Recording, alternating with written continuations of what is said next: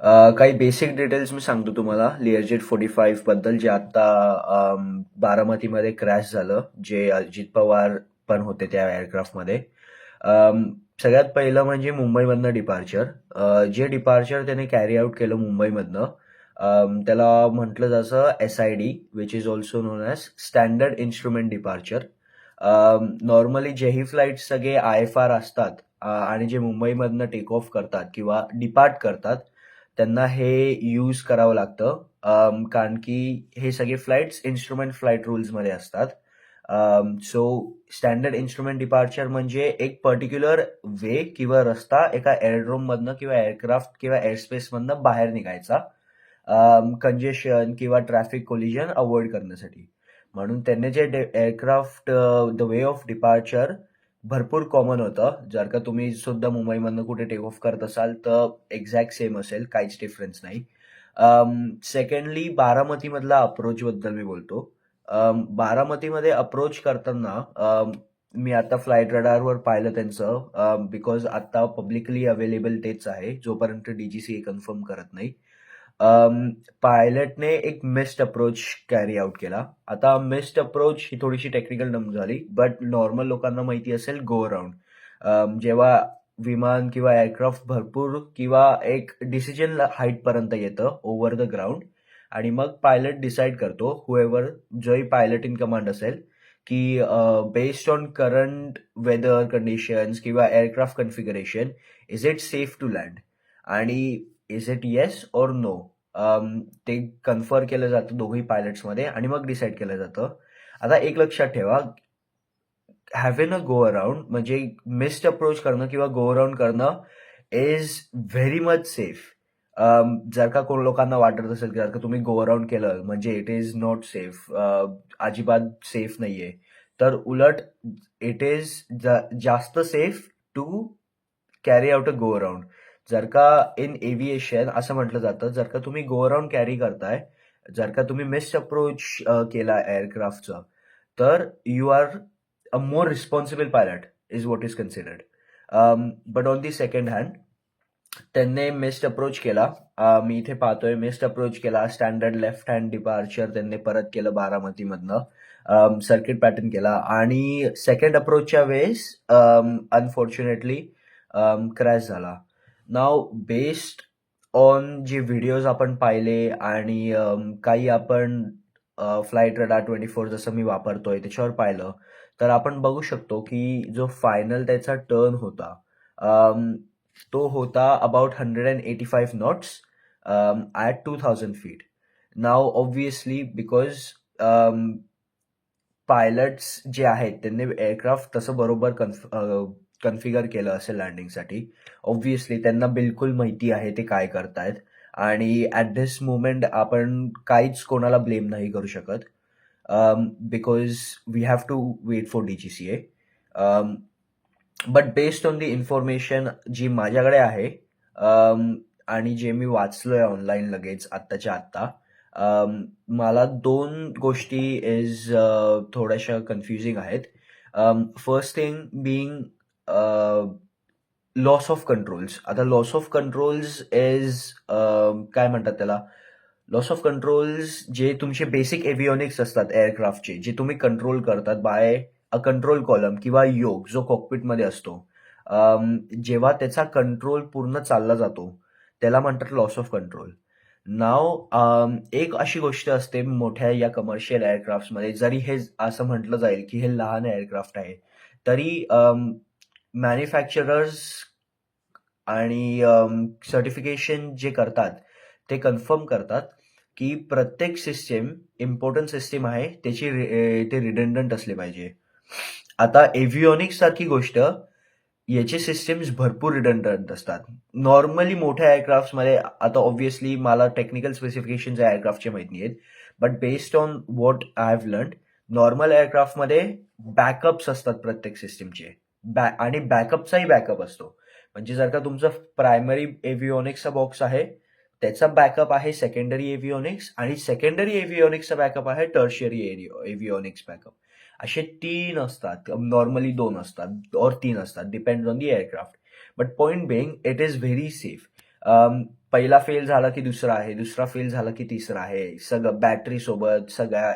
म्हणून aircraft have 2 engine age वेल. आणि it is a lot of time certified आहे इथे की एअरक्राफ्ट एका इंजिनवर पण जाऊ शकतो, but that is not the point here. Point हा आहे की देर इज अ चान्स, एक चान्स आहे की लॉस ऑफ एव्हिओनिक्स होऊ शकतं. बट आता स्पेक्युलेशन करण्यात काहीच पॉइंट नाहीये. We have to wait for DGCA to confirm. डीजीसीएने कन्फर्म केल्यावरच आपण काही फॅक्ट्सवर बोलू शकतो.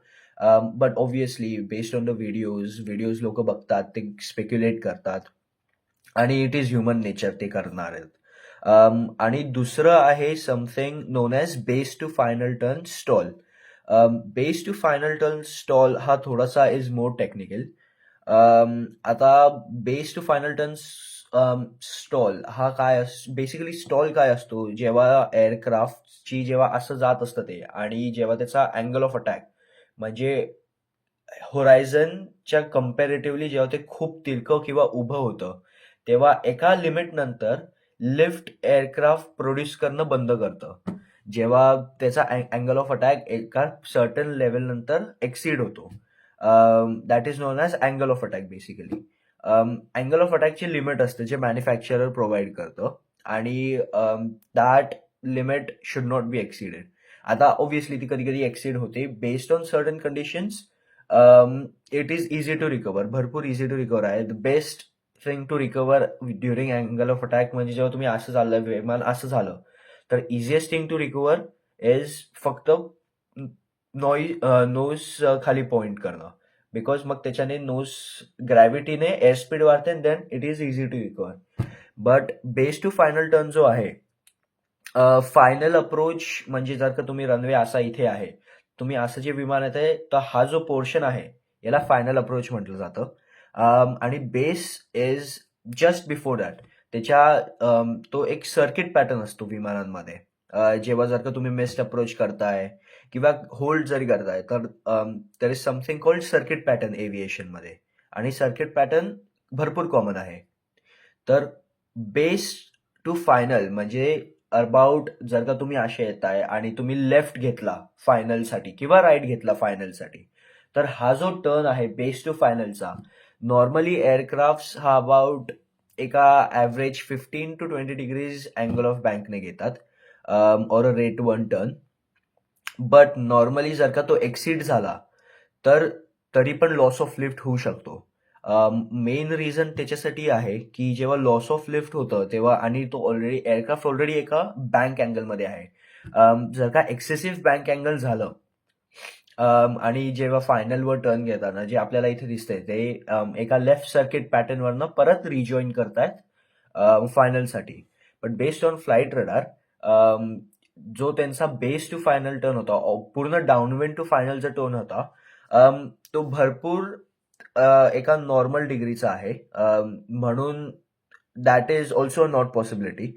But at the moment the दोन मेन पॉसिबिलिटीज आहे, एक तर base to final turn stall झाला त्याचा, or loss of avionics, which ever is confirmed, or complete दुसरं पण काहीतरी असू शकतं बेस्ड ऑन डीजीसीएचा. आता आपण पूर्ण डीजीसीए जे रिडिंग्स करेल आणि पूर्ण जे इन्व्हेस्टिगेशन करेल त्याच्यावरनं. बट जर का कोणी लोक म्हणत असतील वेदरबद्दल, नॉर्मली पायलट्स जे ट्रेन होतात are trained in the worst of the worst conditions, to fly in the worst of the worst conditions. When तुम्ही पायलट ट्रेनिंग करतात, तेव्हा एक पार्ट असतो which is called instrument flight reading, किंवा IFR, किंवा तुम्हाला एका सिममध्ये जायचं असतं, आणि सिममध्ये तुम्हाला प्रत्येक वेदर कॅलॅमिटीसाठी, प्रत्येक वेदर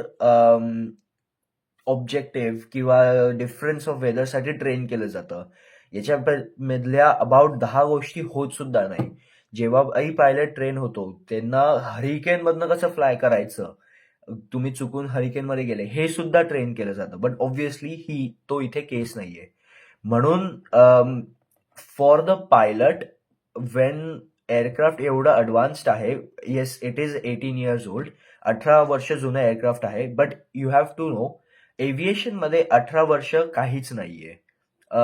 नॉर्मली यूएसमध्ये, यूकेमध्ये, जर्मनीमध्ये, युरोपमध्ये ज्या एअरक्राफ्ट्सवर पायलट ट्रेन करतात तेच एअरक्राफ्ट 40 वर्ष जुने असतात, 30 वर्ष जुने असतात आणि बेस्ड ऑन चेक्स त्यांचे जे दर 50 आवर्स 100 आवर्सला चेक होतात, ते काहीच प्रॉब्लेम नाही देत. सो आपल्याला हे समजून घ्यायला हवं की ब्लेमिंग द पायलटला ब्लेम करणं आता is not the decision.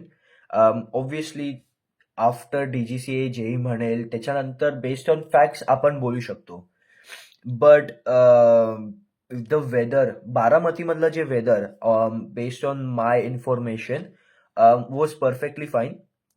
Instrument flight लँडिंगसाठी कुठलेही अप्रोचेसचे बारामतीमध्ये अवेलेबल असतील, वेदर ILS अप्रोच असेल, आरनॅव्ह अप्रोच असेल, RMP अप्रोच असेल, हे वेगळे अप्रोच अवेलेबल आहेत. सेफ्टी मेजर्स आहेत basically to get the aircraft on the ground. एव्हिएशनमध्ये सेफ्टी खूप प्रॉमिनंट आहे आणि safety is the main part of aviation. Everything is redundant. सगळ्या गोष्टी सेफ्टीमध्येच चालल्या जातात. बट ऑब्व्हियसली कधी कधी अनफॉर्च्युनेटली अशा गोष्टी होतात ज्या इनएव्हिटेबल आहेत. आता दुसरी गोष्ट म्हणजे स्प्लिट सेकंडमध्ये झालं. इट इज पॉसिबल स्प्लिट सेकंडमध्ये भरपूर गोष्टी होणं. टेबल टॉप रनवे आहे. टेबल टॉप रनवेमध्ये नॉर्मली थोडं व्हिज्युअल परसेप्शनमध्ये चेंज होतो, बिकॉज जस्ट रनवेच्या अलीकडे व्हॅली असेल एखाद्या वेळेस, तर there could be a chance की आय एम नॉट सेईंग या पर्टिक्युलर फ्लाईटसाठी, बट कधी कधी व्हिज्युअल रेफरन्सेसमध्ये प्लस मायनस होऊ शकतो. बेसिक ह्युमन इन्स्टिंक्ट आहे, नॉट समथिंग की प्रत्येकाला होईल. की लोकांना वाटतं किंवा पायलट्सला वाटतं कधी कधी रनवेच्या आपण कम्पॅरेटिव्हली भरपूर लो आहे किंवा भरपूर हाय आहे. त्याच्यासाठी हे सगळे व्हिज्युअल एड्स असतात एअरपोर्ट्समध्ये आणि इन्स्ट्रुमेंट फ्लाईट रूल्समध्ये, जे मी जसं बोललो ILS, आरनॅव्ह, RNP, हे सगळे जे अप्रोचेस आहेत एका एअरपोर्टमध्ये हे असतात टू अवॉइड हे सगळं. म्हणून जेव्हा तुम्ही ILS अप्रोच करतात, आरनॅव्ह अप्रोच करतात, हे सगळं इन्स्ट्रुमेंट रेटेड असतं. हे तुम्ही सगळं इन्स्ट्रुमेंट फ्लाईंग करतात आणि it is very common to use this.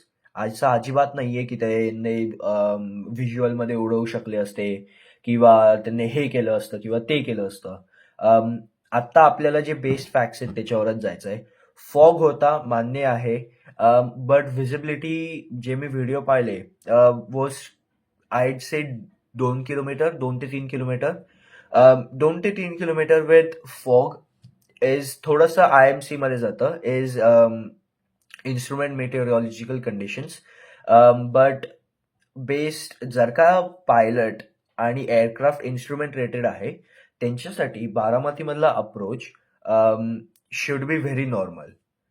But आता आपल्याला काय ऍक्च्युअल डिसिजन आहे, काय ऍक्च्युअल रिझन आहे ज्याच्यात ते Learjet 45 क्रॅश झालं बारामतीमध्ये, त्याच्यासाठी आपल्याला DGCA साठीच थांबावं लागेल. त्यांचं इन्व्हेस्टिगेशन कम्प्लीट झाल्याशिवाय आपण फक्त स्पेक्युलेट करू शकतो. जसं मी म्हटलं, ह्युमन नेचर आहे, स्पेक्युलेट लोक करणारच आहेत. सो दॅट इज बेसिकली सगळं इन्फॉर्मेशन जी माझ्याकडे आहे.